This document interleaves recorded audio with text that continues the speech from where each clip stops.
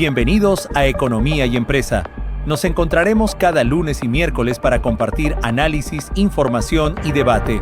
Podrás vernos en todos los canales digitales de EdiTV, en TikTok, YouTube, Instagram, Facebook y X. Y también cada lunes y miércoles en la página web del periódico El Diario y un especial los días domingo en la edición impresa en el periódico. Economía y Empresa, información que conecta. Esto es Economía y Empresa. ¡Comenzamos! La época de la campaña electoral ya pasó, pero todavía nos acordamos que varios candidatos nos indicaron que el litio podía ser la salvación económica de Bolivia para reemplazar las exportaciones de gas natural que están actualmente en declinación. Sin embargo, parece que fue un globo demasiado inflado, porque la realidad es diferente. Y nos las contará el doctor en geología y ex ministro de Minería, Jaime Villalobos, quien hará referencia al litio del Salar de Uyuni y otros salares que tiene el país.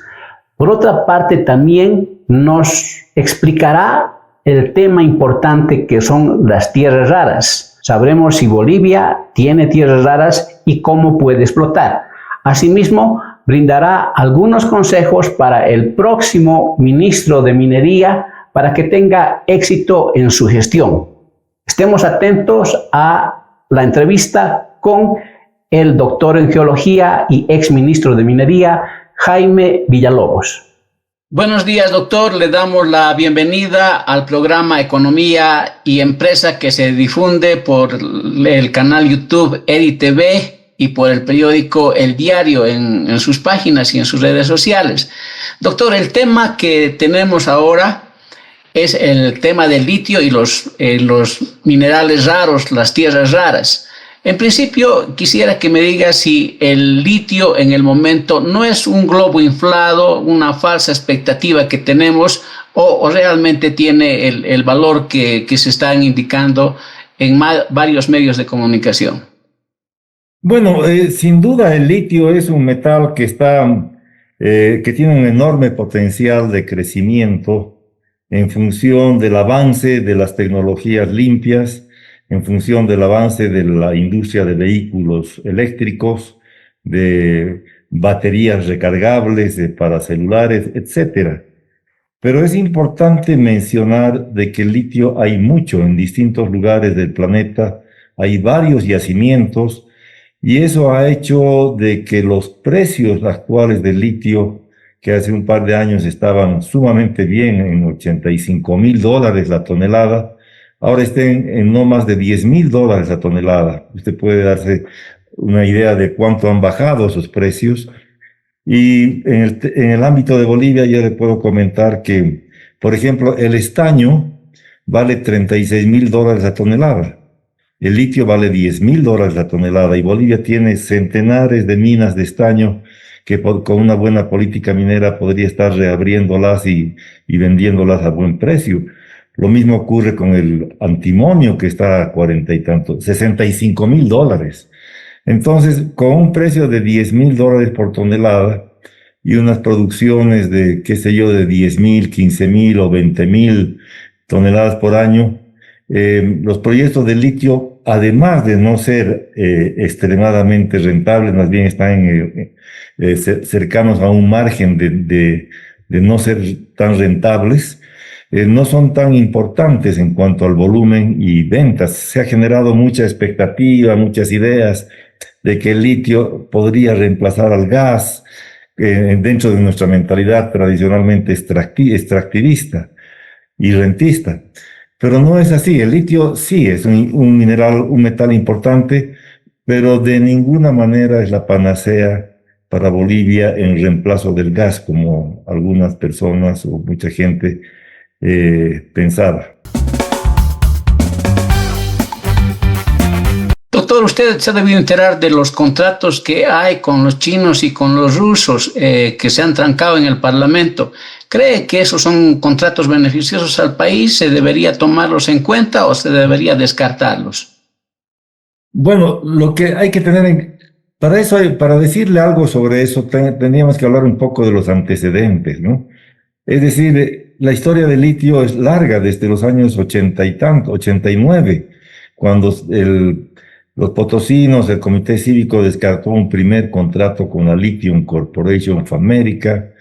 Después pasó un tiempo sin hacer nada, luego vino el gobierno de Evo Morales, que planteó un enfoque ideológico, es decir, que toda la producción primaria, primero declaró estratégico a los recursos evaporíticos, a litio, etcétera, los declaró estratégicos, y luego decidió de que la extracción y la producción primaria de salmueras tenía que ser, y aún está así, 100% del Estado, es decir, con empresas estatales, y que ya en una fase siguiente de industrialización podríamos asociarnos con empresas privadas. Eso ha generado una serie de problemas a lo largo del tiempo. Se han gastado alrededor de $1.000 millones en una tecnología que no es la más apropiada. Hay enormes problemas en cuanto a la forma en cómo se han gastado esos recursos. Y finalmente, el último gobierno, el gobierno de Arce, ha invitado a varias empresas descartando la tecnología anterior en gran medida y con la esperanza en la extracción directa del litio, que no es una sola tecnología, son varias tecnologías, y ha firmado contratos, un contrato con una empresa china, es muy grande esa empresa evidentemente, y otra con Uranium One de Rusia.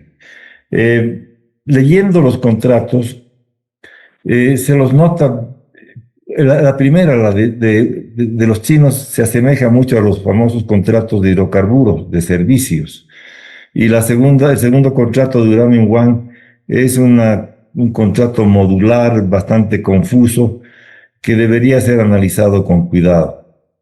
Entonces, yo no descartaría los contratos, pero sí los auditaría, contrataría gente experta, contrataría buenos profesionales, que no dudo que los hay en Bolivia, pero también puede ser necesario contratar a algunos extranjeros, y haría una revisión de esos contratos antes de poder definir si son buenos o malos, o si hay que renegociarlos o descartarlos. Ya se avanzó mucho en eso. Lo que sí es cierto es que todo lo que hemos visto anteriormente ha generado desconfianza. La gente ya no confía y de inicio piensa que estos contratos son malos porque han sido hechos bajo un ambiente de falta de transparencia, falta de información pública, y es algo que no debería ocurrir más. Estos contratos deberían negociarse, deberían primero ceñirse a un sistema, a una legislación, a una regulación que muestre transparencia, estudios previos, estudios ambientales, que permita definir el tamaño del proyecto, las inversiones, los costos, los impactos. Y mientras no haya esa transparencia, está la desconfianza. Y cuando hay desconfianza, todo es malo. Entonces tenemos que cambiar esa situación urgentemente en Bolivia. Doctor, en la campaña política se ha hablado mucho del litio. Algunos candidatos han dicho que vamos a hacer baterías, vamos a poner carros eléctricos. Otro candidato ha dicho que vamos a vender anticipadamente y nos van a dar plata para salvar nuestra situación energética. ¿Qué considera usted que estamos volando, estamos en el suelo o por ahí son promesas que podían realizarse? A ver, la industrialización del litio es obviamente algo bueno, pero para industrializar el litio tenemos primero que producirlo. O si somos capaces de industrializar, tendríamos que importar litio y construir baterías. No tenemos la tecnología, no tenemos las características. El litio es un pequeñísimo componente, aunque importante, es muy pequeño de las baterías. Hay otros elementos como el cobalto, el manganeso, el níquel, que no los tenemos en Bolivia. Y importar eso para fabricar baterías y luego exportarlas probablemente no nos iría muy bien. Yo creo que el tema en Bolivia es aprovechar de manera sostenible, ambientalmente correcta, e inclusiva los recursos evaporíticos que tenemos en Bolivia. Entonces tenemos que pensar primero en producir el litio y hasta este momento hemos estado pataleando sin lograr producir litio. Bolivia tiene el 24-25% de los recursos estimados de litio en el planeta y lo que produce es insignificante al lado de sus vecinos, Chile, Argentina y ni qué decir Australia, que produce litio de roca dura, de otra fuente de mineral. Entonces, lo más importante es que nos aboquemos a establecer una buena forma de inversión para ir adelante con proyectos serios, respetuosos del medio ambiente, porque además es importante entender de que el litio en salmueras no es cualquier cosa, es un recurso que está dentro de cuencas evaporíticas en el sudoeste de Bolivia. Y las cuencas evaporíticas son cuencas muy frágiles ecológicamente en cuanto a sus recursos de agua dulce, los recursos de agua en salmueras, la fauna, el equilibrio es sumamente frágil y la agricultura, etcétera. Entonces, creo que tenemos primero que abrir nuestras posibilidades a buenas inversiones técnicamente calificadas y con una regulación que nos permita que los procesos se lleven adelante metódicamente, transparentemente y que sean obviamente las mejores opciones para el país. Eso hasta ahora no hay en Bolivia, no lo hemos hecho, por ese enfoque de hacerlo todo estatalmente y de manera no transparente. Doctor, el litio del salar de Uyuni, comparado con los salares de roca y otro tipo de salares, ¿es mejor o es peor? O sea, ¿tiene más alta calidad? ¿Es más fácil de extraer? ¿Tiene ventajas o tiene más desventajas? Depende con qué comparemos.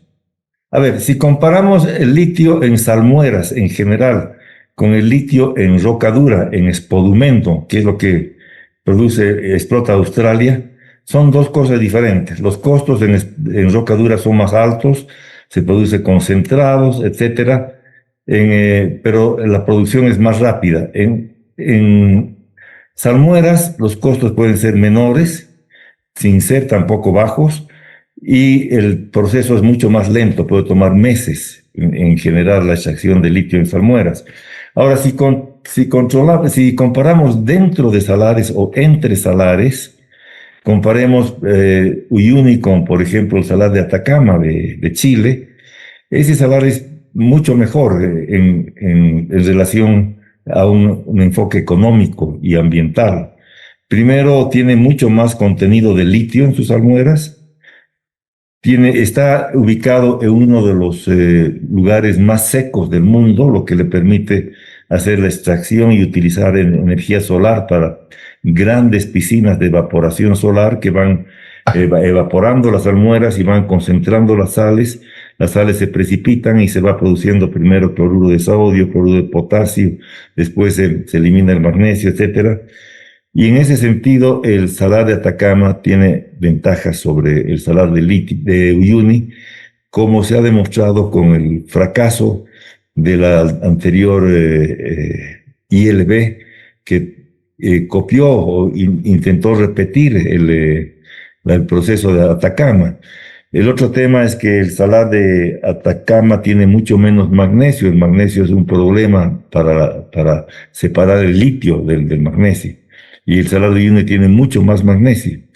Y el clima, es decir, el proceso de Atacama está basado en energía solar, en grandes piscinas que con la radiación solar el agua de las salmueras se evapora, se concentran las sales y ese proceso va funcionando. Pero ¿qué pasa en Uyuni? Se han copiado las mismas piscinas enormes y viene un aguacero, porque tenemos 5 o 6 meses de época de lluvias, es otra cosa. Por eso no funcionó.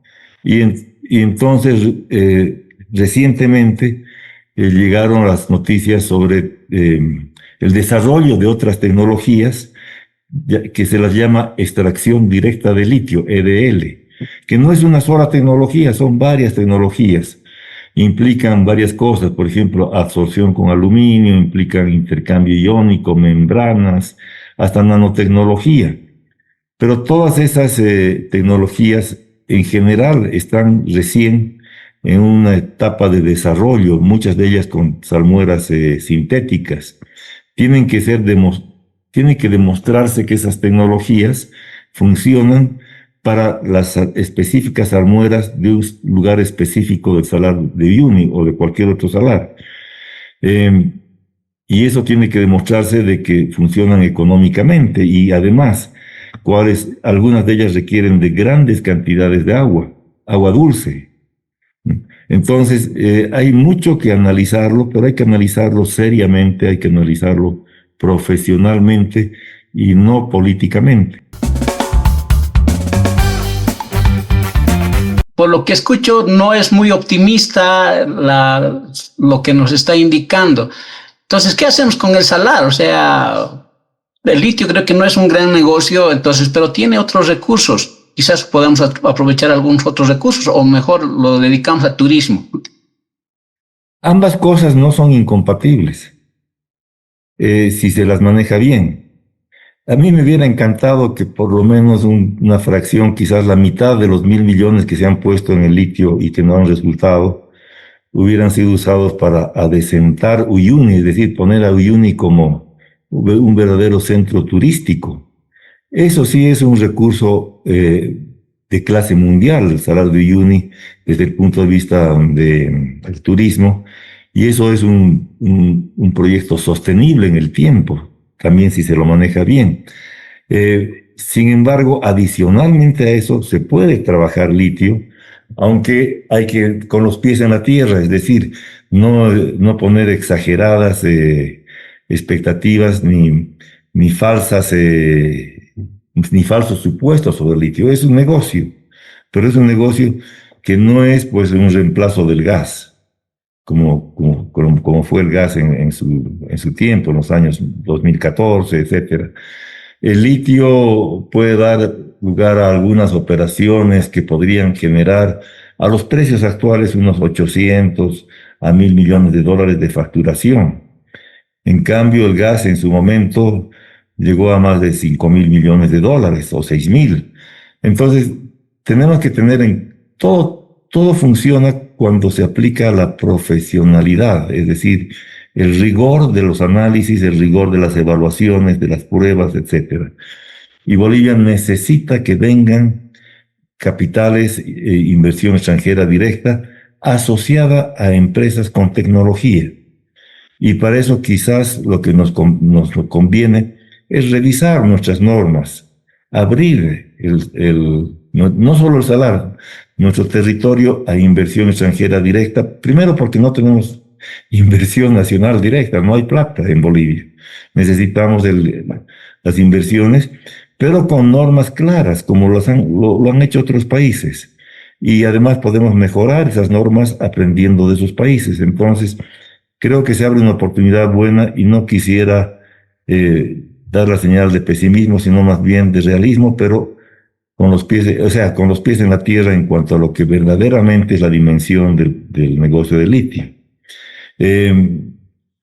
A veces me siento tentado a comparar una política que podría generar la apertura de varios cientos de minas de estaño en Bolivia, que valen 3,5 veces más que el litio, o minas de antimonio, apoyar eso, o minas de plata, que está también en un precio inédito, pero buscando una minería sostenible y capitales constructivos, es decir, que generen ingresos, generen riqueza, que sean respetuosos del medio ambiente y que sean inclusivos con las comunidades. Entonces, Bolivia tiene ese desafío y entiendo que ambos candidatos y el actual presidente en sus campañas han anunciado la necesidad de modificar o modernizar la ley minera y también una nueva ley de litio. Creo que deberíamos abocarnos a eso y tratar de comenzar. O sea, el mejor tiempo hay un dicho, chino, muy antiguo, ¿no? El mejor tiempo para plantar un árbol fue hace 20 años.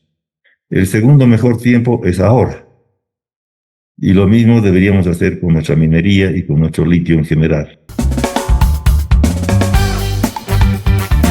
Doctor, no solamente tenemos el salar de Uyuni, también tenemos otros salares que son más pequeños. Quizás esos tengan mejores condiciones o toditos son del mismo tipo. No, Bolivia tiene, además de Uyuni, más de 20 y tantos salares con distintos quimismos. Algunos tienen más litio, menos litio, mayor relación entre litio y magnesio, mayor potasio, etcétera, y que tienen que ser estudiados. El salar de Pastos Grandes, por ejemplo, tiene una mayor contenido de litio y menor contenido de magnesio, pero es bastante más pequeño. El salar de Coipasa. Entonces necesitamos que vengan gente, empresas con capital de riesgo, que inviertan su dinero, que estudien, que evalúen los yacimientos. En este momento Bolivia no tiene reservas de litio. Lo que tiene son recursos, que es diferente. El recurso es una estimación de que hay un determinado mineral, pero una reserva es una estimación mucho más precisa, que además establece que esa cantidad de mineral, ese cuerpo mineralizado, es económicamente explotable bajo una tecnología disponible. Entonces, necesitamos que lleguen compañías que inviertan sus recursos y que respeten el medio ambiente, que atiendan a las normas de consulta previa, consulta pública, y también necesitamos un sistema impositivo que sea competitivo, ¿no? Yo he escuchado demandas de que la regalía de litio tiene que ser 11%, algunos llegan al 15%, hasta el 50%, y haciendo cálculos y proyecciones, el litio, como está en este momento en Uyuni, no aguanta una regalía del 3%, o sea, a lo más que se podría llegar es a un 3%, quizás indexarla al precio, alguna cosa así. Yo pienso que la participación de las regiones no tiene que fijarse tanto en regalías, sino más bien en el impuesto a las utilidades. Si las utilidades son altas, entonces la región participa más. Entonces, todo eso hay que revisarlo con sentido común. Doctor, hay otro tema que es importante, que se lo escucha cada vez más fuerte, es el de las tierras raras, de los minerales raros. Ya están diciendo que tenemos eso y también es codiciado por todas las potencias mundiales. Primero, ¿qué son las tierras raras y si en verdad tenemos o otra vez estamos inflando globos? Bueno, en primer lugar, las tierras raras, yo diría, no son ni tierras ni raras. Raras no son porque hay abundantemente distribuidos en la corteza terrestre con mayor abundancia que el oro, por ejemplo, ¿no? Y se trata de un grupo de elementos químicos que, si ustedes recuerdan cuando estudiaban en colegio la tabla de Mendeleev que establece los distintos elementos químicos, hay una categoría, ¿no?, de elementos que se los llama tierras raras, que son los lantánidos. Son más o menos unos 17 elementos, entre ellos hay unos 15, si no me equivoco, que son los lantanos, y que entre ellos hay varios, por ejemplo, el cerio, el praseodimio, el neodimio y otros más, que han tomado relevancia a nivel mundial en el planeta porque son elementos que tienen que ver y son muy útiles en todo lo que es tecnología avanzada. Me refiero a construcción de vehículos eléctricos, baterías, computadoras, teléfonos celulares, imanes, superimanes para la industria espacial, y también para la industria de la guerra. Son muy útiles para misiles, para drones, etc. Entonces usted se imagina que en el contexto geopolítico y tecnológico mundial son elementos sumamente importantes y que tienen esa importancia no la tenían hace algunos años cuando la tecnología no había avanzado tanto. Ahora que ha avanzado, son extremadamente demandados y hay una búsqueda febril por yacimientos de esos elementos. Pero ocurre de que los que tienen como un 80 u 85% de la producción y controlan el comercio y a quién venden y a quién no venden tierras raras son los chinos. Usted ha sabido hace poco todo el problema que ha tenido Estados Unidos en su guerra comercial, cuando los chinos han decidido no comprarle soya a los americanos, creando un problema con los agricultores, pero sobre todo han decidido no venderles tierras raras. Los Estados Unidos dependen de tierras raras compradas de la China, mientras no logren una producción bajo su control. Entonces es un tema altamente estratégico y altamente difícil. El otro problema con las tierras raras es que si bien hay en distintas partes del mundo, es muy difícil que ocurran en concentraciones que constituyan yacimientos explotables económicamente. Hay tierras raras como indicios, pero es difícil encontrar un yacimiento para desarrollar una mina de tierras raras. Y otro aspecto muy difícil es que es el proceso de separación, concentración y refinación de estas tierras raras. Es sumamente difícil. Y todo eso lo controla la China actualmente. Eso le da una gran ventaja en todo este conflicto y esta guerra comercial que tienen, y no solamente comercial. El otro tema es que en Bolivia hay indicios de tierras raras, pero no hay tierras raras como para ir con una pala y excavarlas y producirlas y venderlas, eso no. Lo que tenemos en Bolivia son indicios y anomalías geológicas, geoquímicas, en rocas, en sedimentos, en suelos, de que podría haber posibilidades de encontrar tierras raras sujeto a que se haga una exploración, una prospección y una exploración. Y esa prospección y exploración puede dar resultados que todavía no son precisos, no sabemos. ¿Dónde hay tierras raras en Bolivia? La misión británica con el Servicio Geológico de Bolivia, que trabajaron usted se acuerda, el proyecto precámbrico en las tierras bajas de Bolivia, donde mapearon cerca de 200.000 kilómetros cuadrados. Ahí encontraron anomalías de monazita, que es un mineral que puede contener tierras raras y otros metales, en el Cerro Manomó, que es en un complejo alcalino dentro de lo que los geólogos conocemos como la provincia alcalina de San Ignacio de Velasco, en la Chiquitania. También se han encontrado algunos indicios de tierras raras en lo que llamamos las pegmatitas, las micas en pegmatitas en Concepción, también en la Chiquitania.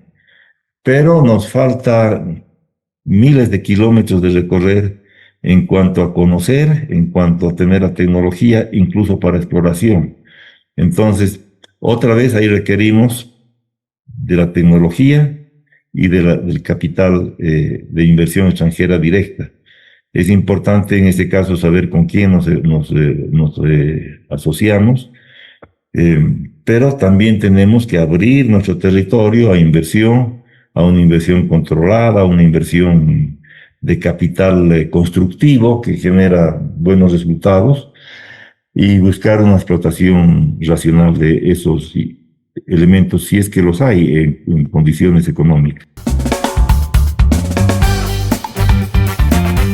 Doctor, entonces lo que yo le estoy entendiendo que China es una potencia y por ahí también Estados Unidos está con ambición de ese recurso. Entonces, ¿las sociedades tendrían que ser con los chinos o los norteamericanos, o hay otros países que también están incursionando?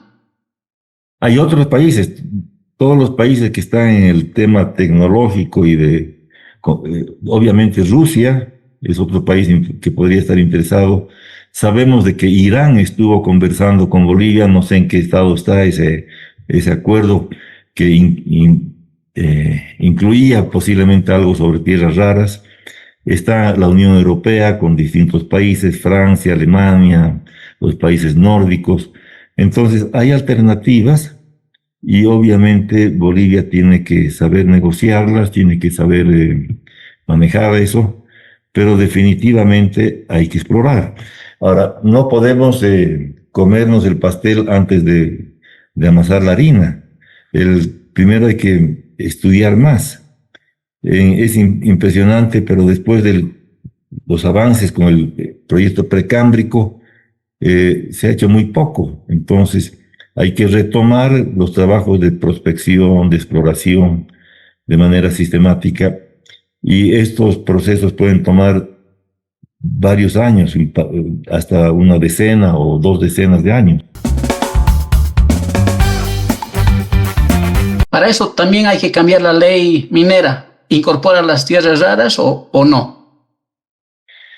Sí, la ley minera hay que cambiarla definitivamente y abarca todo. Es una ley general que debería establecer normas para cualquier actividad minera en el país, minero-metalúrgica, ¿no? Incluidas tierras raras.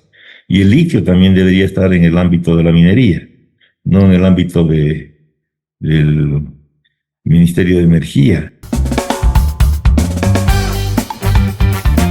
Por lo que la conclusión que hago de toda la conversación, doctor, es que tierras raras está lejos, el litio está lejos. Lo que está cerca es el estaño y el antimonio. Entonces tendríamos que concentrarnos en eso. Es decir, no deberíamos postergar algo porque está lejos, más bien deberíamos estar ya trabajando. Si deberíamos buscar trabajar en todo lo que significa un aprovechamiento sostenible de nuestros recursos naturales, ¿no? Y buscando obviamente valor agregado, etcétera.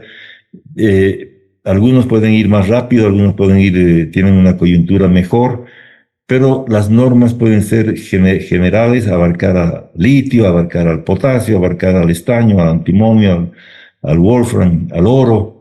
Hay mucho que ver en Bolivia y si no establecemos normas claras, el problema que tenemos es que no estamos recibiendo inversión extranjera directa y nuestra minería puede terminar informalizada en todos sus ámbitos, es decir, con una minería como las que estamos viendo con las cooperativas en muchos casos, entonces, y que distan enormemente de inversiones multimillonarias que se llevan adelante para explotar yacimientos. Entonces, una minería informal lo que hace es depredar el recurso mineral, que es no renovable, pero depreda también el medio ambiente y depreda el recurso humano por la forma en que trabajan. Entonces, estamos viendo algo que no debió haber progresado mucho en el tema de la minería informal, pero estamos a tiempo de formalizar esa minería y de conseguir inversiones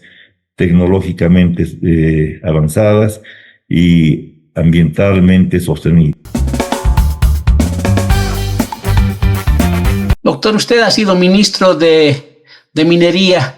¿Qué le aconsejaría al nuevo ministro? ¿Qué tendría que hacer urgente? Si uno analiza por qué hay países con recursos naturales, pero que les va mal, su minería está mal. En este momento es el caso de Bolivia, estamos produciendo un poco más, pero eso es por los precios y porque usted ve el Cerro Rico de Potosí, son 100 ingenios y labores, hay un muerto cada 2 días por medio, es terrible, ese no es el tipo de minería. Entonces, ponemos nuestros ojos en países que son más exitosos de minería y vemos que en esos países hay ciertas condiciones que son imprescindibles para que se invierta en minería, que es una inversión de mucha cantidad de dinero y de largo aliento y de riesgo. Y las condiciones que un país debería tener para un desarrollo de una minería moderna, robusta y sostenible, uno primero tener un territorio con recursos naturales, recursos minerales, y Bolivia los tiene. Tiene una enorme variedad de recursos y posibilidades de explotación. ese es posiblemente, y segundo, que hayan buenos precios, los hay. Pero lo que nos está faltando es seguridad jurídica. Es decir, que nuestras normas y leyes otorguen al inversionista seguridad jurídica, especialmente en cuanto a la titularidad de sus derechos mineros, que no se los van a quitar, que son derechos firmes, derechos sólidos, que puede, el otro tema es que puede haber un arbitraje imparcial. Una siguiente condición es que haya Estado de Derecho, es decir, que la ley se cumpla, que no se permitan avasallamientos, ¿no? Y que las instituciones sean transparentes. Se me ocurre otra condición importante, es que haya un sistema impositivo que sea equitativo y competitivo, ambas cosas, es decir, equitativo para el Estado de Bolivia y competitivo en relación con los impuestos que se cobran en otros países para que podamos traer inversiones, que tengamos recursos humanos, instituciones transparentes. Entonces el Ministerio de Minería que se estrene tiene que trabajar en todo eso, además de apagar incendios. Muchas gracias, doctor. Es un placer y ojalá que podamos tener contactos futuros. Muchas gracias. Con todo gusto, Jimmy, un gusto, pues. Hasta luego.